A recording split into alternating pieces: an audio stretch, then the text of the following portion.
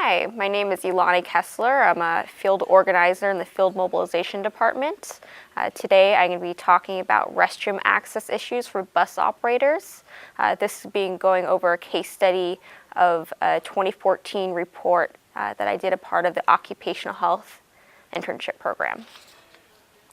Being a bus operator is one of the toughest jobs in the world. One of the toughest aspects is the many health problems bus operators have as the result of their job. From workplace anxiety to high rates of hypertension to workplace violence, the occupation of a bus operator comes with a high price in regards to health. This is all on top of bus operators being burdened with the task of staying on schedule regardless of traffic conditions, poor vehicle ergonomics, and constant contact with the public, all while expected to drive safely.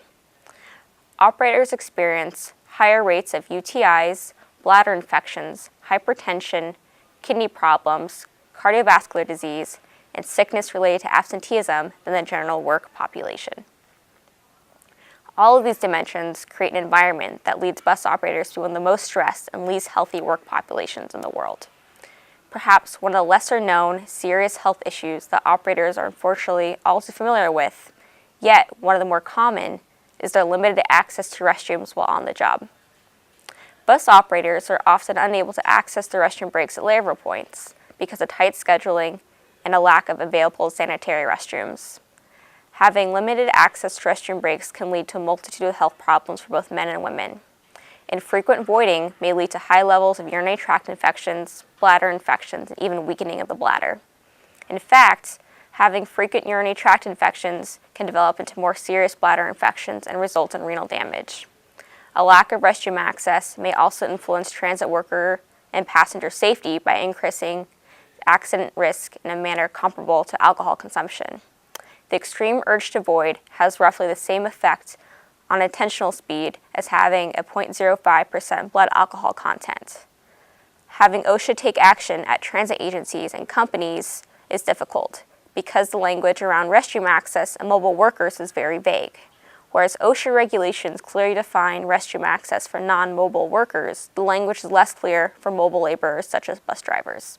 The OSHA sanitation standard states, readily available transportation or other effective arrangements to nearby toilet and washing facilities must be available to mobile workers.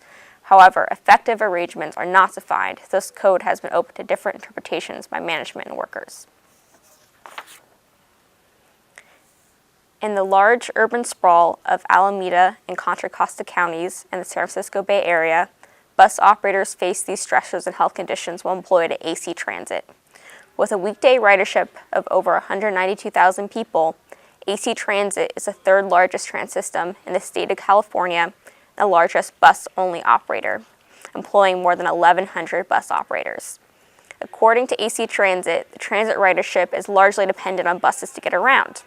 72% of adult riders report being low income, 2/3 of the ridership are people of color, and more than a fifth are youths aged 13 to 17 years old. The routes themselves are very tightly scheduled. At any given stop, the arrival time and departure time is within the same minute. According to Local 182's contract with AC Transit, breaks at layover points are required to be at least 6 minutes for a one-way trip under an hour and at least 12 minutes for a one-way trip over an hour. Most locals have no requirements for a break at the end of the line, but very often the traffic, passenger volume, and many other factors make this break something that only exists on paper. Bus operators can use this restroom during this break time and are technically allowed to stop at any time during their route to use the restroom. AC Transit bus drivers, however, have continued to report they are often unable to take restroom breaks, a problem we plan to explore with this project. This section on study process outlines our research methods and processes. If you're looking to replicate parts of this study in your local or just curious about research methods, this will be especially helpful for you. Step 1. In order to inform our survey, to make sure we were asking the correct questions to the broader membership, we held workshops with just a few members. We had open discussion of scheduling, health, safety, and workplace issues that would go on to inform our questionnaire. Having this process before we even started writing the questionnaire helped us make sure that we were asking the right questions in the questionnaire. Step 2. After having members participate in workshops, we created a questionnaire draft.